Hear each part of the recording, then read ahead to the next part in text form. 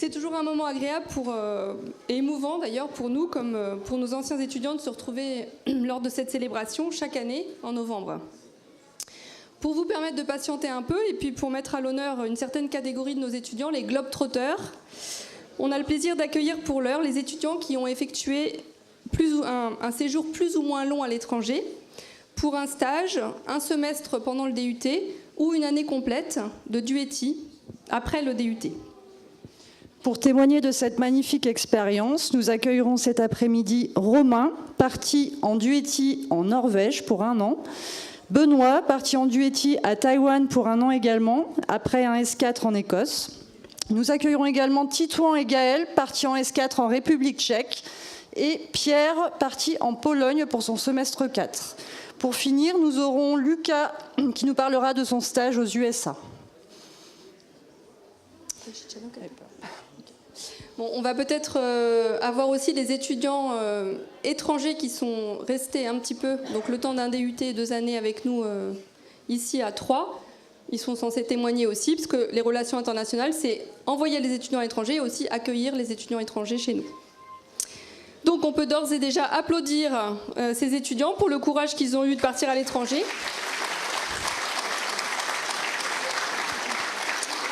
Parfois à l'autre bout du monde, donc c'est pas toujours une décision facile à prendre sur le plan psychologique.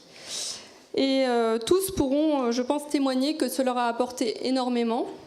Généralement, ils reviennent grandis. Et on espère aussi que ce témoignage rapide incitera d'autres étudiants, qui sont peut-être déjà parmi nous dans les familles, à sauter le pas, à rassurer donc ceux qui hésitent encore à faire ce choix de partir en mobilité à l'étranger. Alors, pour commencer, Benoît, dites-nous un petit peu ce qui vous a donné envie de partir à Taïwan, Benoît. Alors, clairement, un grand classique, le goût de l'aventure.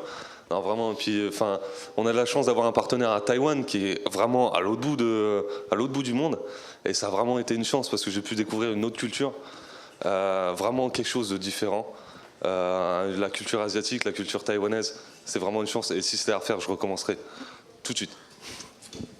Merci. Romain, comment s'est déroulé votre séjour et votre intégration en Norvège? Expliquez-nous un petit peu. Les séjours s'est très bien passé. Honnêtement, c'est une bonne expérience. Par contre, ce qui concerne l'intégration, ils ont ce qu'ils appellent le FADER Festival. Donc, c'est une semaine d'intégration qui permet d'intégrer vraiment les étrangers. Et c'était très agréable. Le seul bémol, c'est avec les Norvégiens. C'est les Vikings. Donc, ils sont un peu distants, un peu froids. Mais sinon, une fois qu'on arrive à briser la glace, ça se passe facilement. À briser la glace. Vous m'avez dit aussi que vous aviez été impressionné par l'écologie sur place. Vous pouvez nous en parler un petit peu ? Oui, l'écologie, c'est vraiment un point très développé chez eux, contrairement à chez nous. Et à tel point que, je crois pour 2030, ils veulent arrêter toute voiture non écologique ou hybride. Mais oui, c'est vraiment très poussé. On devrait prendre exemple sur eux très fortement. Qu'est-ce qui vous a marqué le plus durant votre séjour ? Je pense qu'à mon arrivée au premier jour en République tchèque, donc déjà je suis débarqué tout seul, j'étais le seul de ma promo à être parti, c'était déjà l'aventure. Et en fait le plus dur, je me suis dit, ça a peut-être été les premières heures d'arrivée. Finalement j'étais pris en charge sur place par un buddy, donc c'était mon parrain qui était chargé de m'aider pendant les premières heures. Et finalement après, en l'espace d'1 semaine, on a déjà commencé à prendre le rythme, rencontrer, commencer à discuter avec les différentes personnes qui viennent des 4 coins du monde. Donc c'était vraiment très intéressant et très enrichissant pour moi. Et je pense que si vous avez la chance, et même si vous hésitez un petit peu, c'est peut-être vraiment une opportunité qui serait intéressante d'un point de vue personnel, mais aussi peut-être dans le milieu professionnel où vous allez sans doute utiliser l'anglais. Et je pense que c'est le meilleur moyen de passer par cette voie, justement. Merci. Alors on va écouter Lucas et Raphaël maintenant, et leur demander, ils sont partis tous les deux pour un stage, donc on aimerait savoir s'ils ont envie de repartir pour les études ou peut-être même pour travailler. Donc on commence par Lucas. Alors moi je suis parti aux États-Unis, dans le Midwest, et c'était l'occasion pour moi de découvrir le rêve américain en quelque sorte. Et du coup en 2 mois j'ai pu faire l'expérience des États-Unis. Tout est plus grand, tout est plus puissant, des grandes voitures, des grands bâtiments, et maintenant je suis convaincu, c'est là-bas que je veux travailler plus tard et je vais y retourner dans ma vie. Et donc moi je suis parti en fait en Irlande, donc pareil pour un stage à l'usine Krohn d'Ataï. C'est pas très loin de Dublin. Et oui, donc en fait j'envisage effectivement de repartir l'année prochaine, en fait, dans le cadre de ma formation d'ingénieur. Donc j'espère, si tout va bien, au Japon. Et pour vivre ? Et pour vivre, oui. Bah, en fait, quand on a découvert un peu les stages internationaux, c'est vrai qu'on n'a plus trop envie de revenir en France et de faire ces stages en France. Donc ouais, j'envisage une carrière peut-être internationale et peut-être pour le coup, effectivement, en Irlande.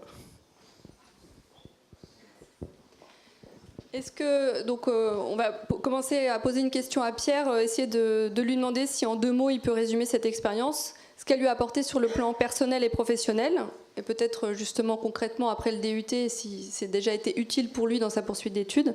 Mais si d'autres veulent répondre aussi, nous résumer votre expérience. Alors moi je suis parti en Pologne à Gdansk à l'université polytechnique. Donc pour le côté professionnel c'est sûr que ça aide après le DUT. On repart avec une maîtrise de l'anglais et puis c'est vrai que sur le CV ça fait toujours bien d'avoir ce genre d'expérience en plus. Et puis pour le côté personnel, c'est vrai que c'est toujours un plus aussi. On découvre des gens, d'autres cultures, des modes de vie. Et c'est vrai que l'expérience Erasmus, ça rajoute un tout global et je pense qu'il faut en profiter. Est-ce que cette expérience, quand vous avez postulé pour la poursuite d'études, vous en avez parlé ? Oui, c'est un point qui a été abordé. Et c'est vrai qu'ils sont souvent attentifs à ça.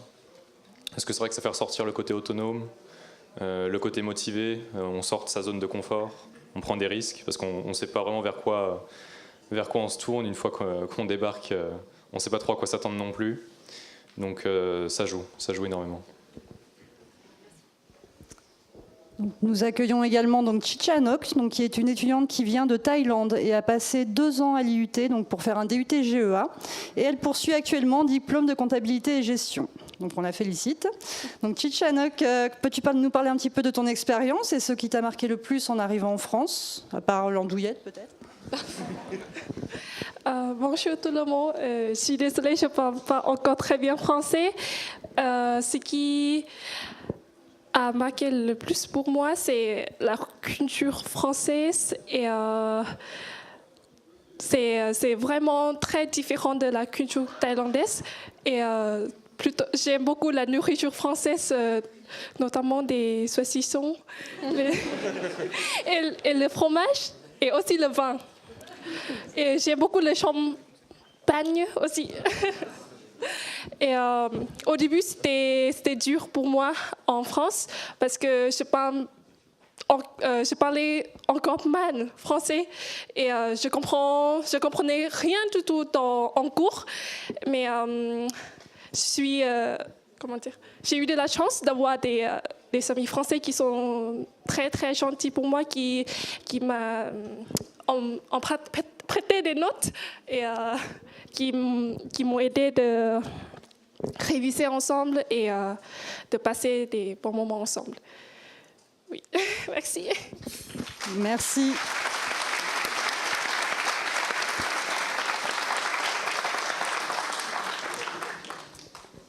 On a maintenant Gaël, à qui on voudrait demander les conseils qu'il donnerait à des étudiants qui hésitent encore à partir. Quels conseils, lui, pourrait leur donner? Bonjour tout le monde.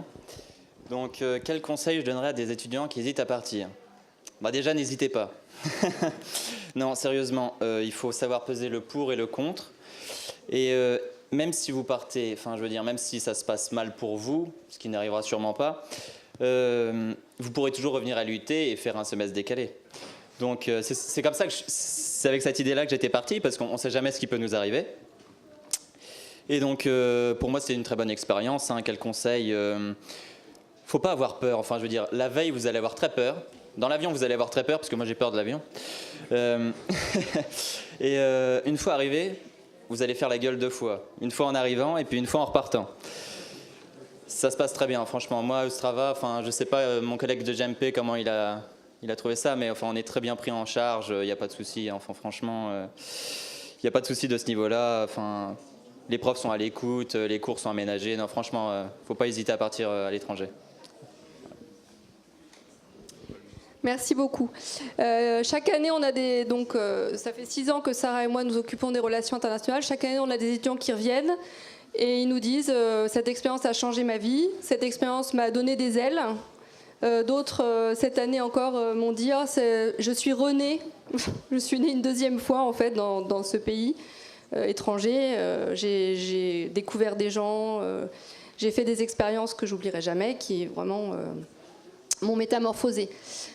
Donc, je ne sais pas si vous avez ce sentiment-là rétrospectivement. Ceux qui sont là parmi nous, si vous avez vraiment l'impression que c'est quelque chose qui vous a un petit peu changé, donc généralement positivement. Même si effectivement il y a des hauts débats, c'est pas toujours facile.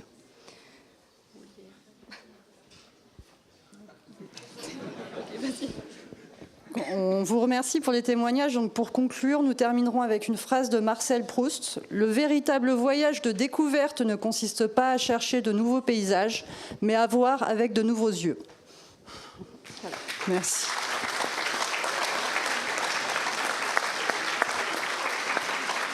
Donc, on remercie vraiment tout le monde pour les témoignages et dans quelques minutes, il y aura les discours des officiels.